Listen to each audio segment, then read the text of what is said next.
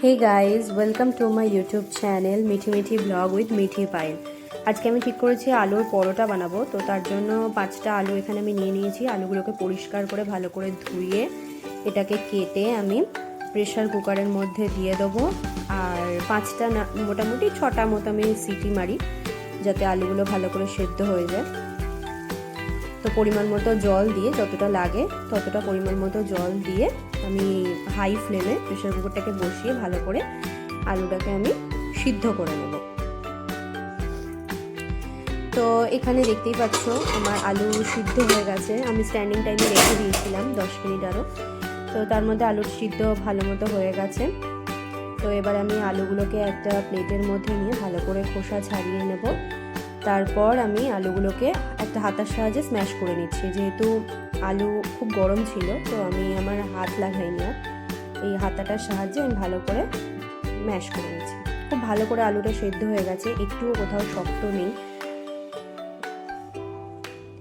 কোনো রকম আমি মেখে নিয়েছি একটু হাতা দিয়ে। এরপর আমি দিয়ে দিচ্ছি জিরে গুঁড়ো, তারপর আমি দিয়ে দিচ্ছি আমচুর পাউডার। আমচুর পাউডার যদি অ্যাভেলেবেল না থাকে তো সেক্ষেত্রে পাতিলেবুর রস ইউজ করা যেতে পারে। পরিমাণ মতো আমচুর পাউডার দিয়ে দিলাম। এরপর আমি দিয়ে দিচ্ছি স্বাদ মতো নুন। তারপর আমি স্বাদ মতো বিট নুনটাও দিয়ে দেবো। নুনের অ্যাডজাস্টমেন্টটা আপনাদের কাছে কে কতটা নুন খেতে চান সেটা পরিমাণ মতো দেবেন। তারপরে গোলমরিচের গুঁড়ো আমি এখানে অ্যাড করে দিলাম। এরপর ধনেপাতা কুচি অ্যাড করলাম। আমি এটা কেটে রেখেছিলাম আগে থাকতে, তবে আমার আরেকটু ধনেপাতা কুচি লাগবে, সেটা আমি পরে দেবো। পরিমাণ মতো লঙ্কা কুচি, ঝালটা নিজেদের ওপর। আদা রসুন কুচিয়ে রেখেছিলাম মিহি করে, সেটা আমি দিয়ে দিলাম। এরপর আমি পেঁয়াজ কুচিয়ে রেখেছিলাম মিহি করে, সেটা আমি অ্যাড করে দিলাম। তো বেশ খানিকটা পেঁয়াজ কুচি আমি এখানে অ্যাড করে দিচ্ছি, যতটা লাগবে আমার মনে হচ্ছে। তো এরপর আমি আলুটাকে ভালো করে হাতের সাহায্যে চটকে চটকে মেখে নেব। তো এখানে আলুটাকে আমি ভালো করে পুরোপুরি মেখে নিচ্ছি সুন্দর করে।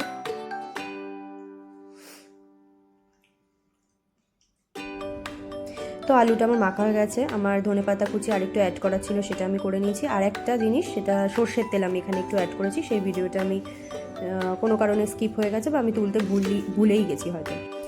তো যাই হোক, আমার পুরোপুরি রেডি হয়ে গেছে এটা। এবার আমি এগুলোকে ছোট ছোট বলের আকারে শেপ দিয়ে নেব। তো দেখতেই পাচ্ছ এখানে আমি বলের মতো করে ভালো করে শেপ দিয়ে সবকটা রকম বল তৈরি করে নিয়েছি। মোটামুটি আমার এখানে 11টা বল হয়েছে। এবার আমি আটা নিয়ে নেব। আটাতে একটু পরিমাণ মতো নুন দিয়ে নিচ্ছি। এরপর আমি ধনেপাতা কুচি আটার মধ্যে একটু অ্যাড করব। তবে এখানে হাতে ঘষে জোয়ান দেওয়ার কথা ছিল আমার, মানে যেটা দেয় আর কি আলুর পরোটাতে, কিন্তু আমি এখানে জোয়ানটা আমার বাড়িতে অ্যাভেলেবেল ছিল না। আমি মার্কেট গেছিলাম, তাও আমি কিনতে পারিনি, ভুলে গেছি, তার জন্য আমার দেওয়া হয়নি। তো জোয়ান ছাড়াই বানাচ্ছি। এখানে আমি একটু ঘি অ্যাড করলাম। এবার আমি জল দিয়ে আটাটা ভালো করে একটু একটু করে মেখে নেব। প্রথমে শুকনো হাতে মেখে নিয়ে তারপরে জল দিয়ে মেখে আমি একটা ডো তৈরি করব। তারপর সেখান থেকে আমি লেচিগুলোকে একটু বড় বড় সাইজের করে কেটে নেব। তো এখানে দেখতেই পাচ্ছ আমি লেচি কেটে রেডি করে নিয়েছি। তো এবার একটা করে আমি লেচি নেব। এখানে অল্প একটু আটা আমি ছড়িয়ে দেবো। এবার আমি একটু হালকা হাতে এটা ছোট করে একটু বেলে নেব। খুব বেশি বড় করে না, একটু ছোট করেই বেলে নেব, যাতে আমি এর মধ্যে আলুর পুরটা ভরতে পারি। একটু বেলে নিচ্ছি আমি। তো এবার এর মধ্যে আমি আলুর পুরটা ভরে দেব। ওই একটা বল যে আমি বল করে রেখেছিলাম, সে একটা আলুর পুরের ওরম বল নিয়ে নিলাম। এর মধ্যে দিয়ে এবারে আটার লেচিটা যেটা, সেটা আমি ভালো করে মুখটা বন্ধ করে দেবো, যাতে আলুর পুরটা বাইরে বেরিয়ে না আসে। ভালো করে আমি কোথাও ফাঁক ফোকর থাকলে একটু ম্যানেজ করে ভালো করে এঁটে নিচ্ছি। ভালো করে একটু চ্যাপটাও করে নিচ্ছি, যাতে ভেতরে আলুটা সব দিকে পুরো ম্যাশ হয়ে যায় আর কি, সব দিকে ছড়িয়ে যায়, স্প্রেড হয়ে যায়।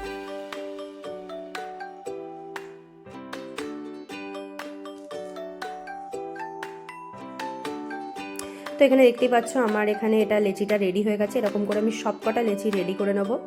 তো সেখান থেকে আমি একটা নিয়ে এবার আমি হালকা হাতে, বেশি জোরে প্রেস করলে হবে না, তাতে আলুর পুরটা বেরিয়ে যাওয়ার সম্ভাবনা থাকে।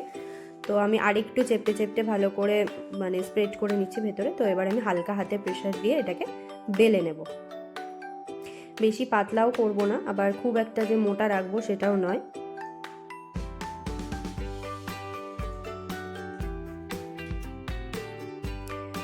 তো এখানে আমার মোটামুটি বেলা কমপ্লিট হয়ে গেছে।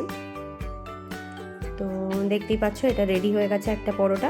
তো আমি এটাকে চাটুতে দিয়ে সেঁকে নেব। প্রথমে এপিট ওপিট প্রথমে আমি এটাকে সেঁকে নেব। তো সেঁকে নিয়ে এক পাশটাকে আমি ঘি লাগিয়ে দেবো। এবার এটা সাদা তেলেও করা যায়, তবে আমি ঘি দিয়েই করেছি। ঘি দিয়ে করলে টেস্টও ভালো থাকে, ভালো লাগে আর কি খেতে।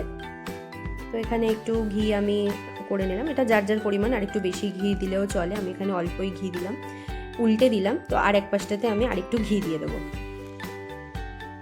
ভালো করে একটু চামচের সাহায্যে একটু স্প্রেড করে দিচ্ছি। ভালো করে খুন্তি দিয়ে চেপে চেপে আমি, যাতে চারপাশটা কাঁচা ভাবটা না থাকে সেই অনুযায়ী আমি ভালো করে চেপে চেপে পরোটাটা সেঁকে নিচ্ছি। এখানে পরোটাটা আমার বেশ ফুলেছে, মানে পারফেক্ট পরোটা হয়েছে সত্যি কথা বলতে। এটা সুন্দর একটা বাদামি কালারও আসছে। ভাজলে পরেই বাদামি কালারটা দেখতে যা লাগে না, আমার ভীষণ ভালো লাগে।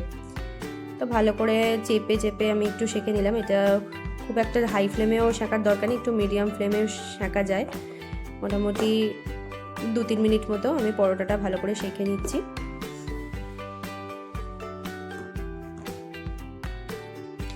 এখানে আমার পরোটা ভাজাটা পুরোটা রেডি হয়ে গেছে। তো গ্যাসের ফ্লেমটাকে আমি একটু আস্তে করে দিলাম এবং পরপর সবকটা পরোটা এইভাবে আমি সেঁকে নেব, ভালো করে ভেজে নেব ঘি দিয়ে। তো আমার এখানে পুরো একটা পরোটা দেখতেই পাচ্ছ গাইজ রেডি হয়ে গেছে। তো আমি এটাকে দই দিয়ে সার্ভ করছি। পারলে এটাকে মানে আচার দিয়েও খাওয়া যায়, তবে আমার কাছে যেহেতু দই ছিল, আচার অ্যাভেলেবেল ছিল না, তো আমি এখানে 2টো পরোটা, একটা বাটিতে একটু দই, গার্নিশের জন্য ধনেপাতা নিয়ে নিয়েছি।